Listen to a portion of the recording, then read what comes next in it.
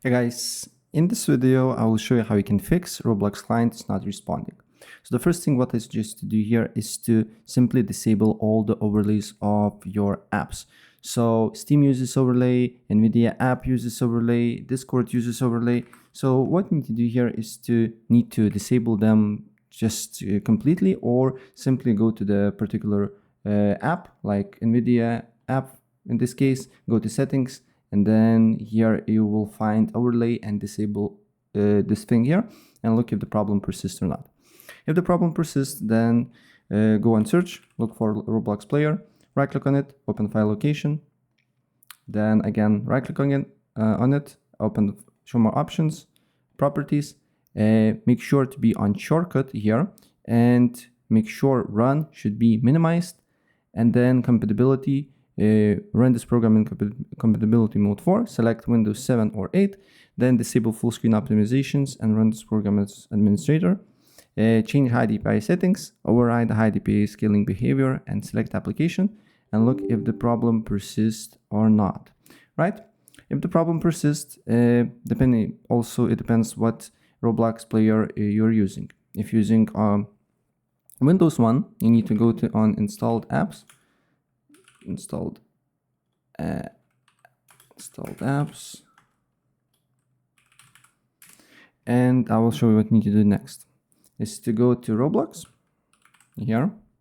You should see Roblox player for PC.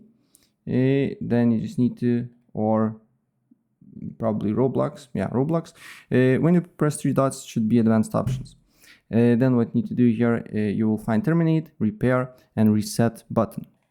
You just need to press repair, then you need to wait for a few seconds here until reset will be completed.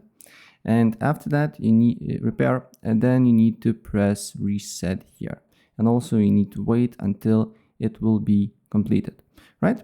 And the next thing what you need to do here, you need to go to, first of all, depending on if you have Windows version or normal version, you need to first locate your Roblox player.